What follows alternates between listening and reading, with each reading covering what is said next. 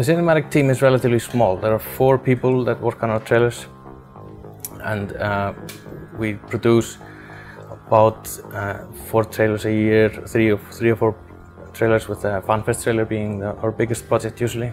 This Is Eve was a quite different project than our usual ones. Normally we would start by doing a number of brainstorming sessions, writing down a script, coming up with an animatic where we kind of put everything on a timeline, put music samples to it, get a general feel for it. But in this, it was really hard to get started because we didn't have any script. We only knew that we were going to feature a number of gameplay scenarios and kind of showcase the groundwork of EVE Online, not from a high level like we usually do, but we wanted to do just the small things that people enjoy playing the game on a daily basis. We decided that we would try to use authentic in-game voice comms, something we had never tried before, and we were not sure if it was going to work because we didn't have access to a lot of stuff. Some of our marketing friends came up with that great idea to do a call for arms and ask players to submit whatever they had, any fun gameplay or bad gameplay or just raging or laughing, whatever they had, it was interesting to them, and just see what comes out of it. We had no commitment to that process whatsoever in the beginning, and what we got was just quite amazing. One of the shots we had to make for the This Is Eve trailer was with Hero Coalition getting pipe bombed by Rooks and Kings, and we started off analysing the footage that they sent to us, Rooks and Kings sent to us, just to see what was going on, you know, what ships were being destroyed at the time, and just how everything was laid out in the scene. So, as you can see here, this sphere of ships lands right in the center of the Rooks and Kings pipe bomb and gets blown up whilst everyone is laughing merrily in the background.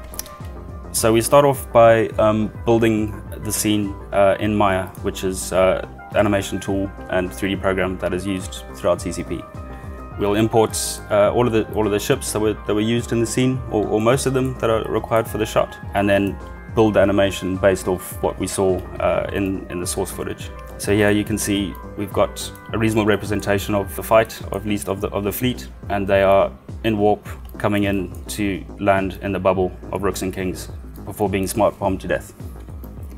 So once everything is set up in Maya, we've essentially blocked out the animation and camera move for all of the assets. We then just bake out the animation from Maya, which is then imported into Jessica, which is the development tool we use at CCP, and it gives us access to the game engine and all the assets as you would see them in the game. This is where we'll actually build the scene and you know, dress the scene up so that it looks pretty in the video. We do this by like matching the nebula or changing it depending on what we need, adjusting the sun direction and stuff to make sure that the ships are well lit, and you can actually see everything that needs to go on.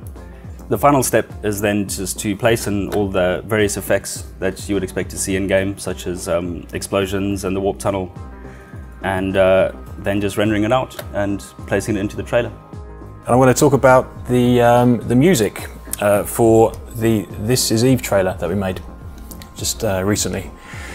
Initially, it was quite a big challenge finding the right music to use for this trailer. We really wanted to put the players on a pedestal and make them, empower them and make them feel heroic.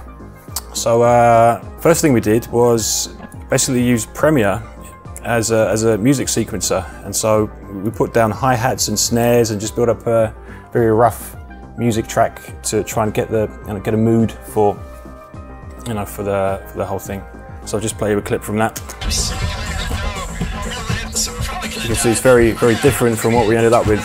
And it's got kind of bouncy and has some energy, which is what we liked. But we weren't 100% happy. But we took this to CCP RealX, and he improved it and polished our idea up a bit, and it progressed to something like this. Keep your distance. I don't know what they're doing here.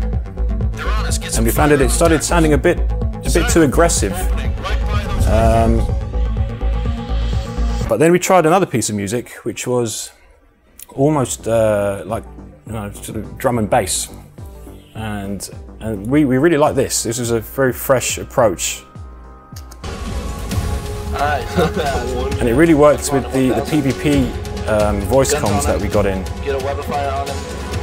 Everything on the vagabond. Approach him. You need to be within 1,000. So everything sounded very exciting, but it didn't really work for the slower aspects of EVE Online gameplay, like mining and you know, production and manufacturing, that kind of thing. So we continued searching, and we finally ended up using a piece of music that is much slower, and it immediately made the track, the trailer, feel much grander in scope and more epic. And the composer goes by the name of Adam Skorupa. He's based in Warsaw in Poland, and we gave him a brief, and he just delivered the goods. It just sounds fantastic. I think it's my personal favourite track that he's written for us. And he's written many. The first thing he wrote for us was the trailer score for, I think, Revelations 1. So he's done a lot of work for us, but I really like what he did for us for This Is Eve.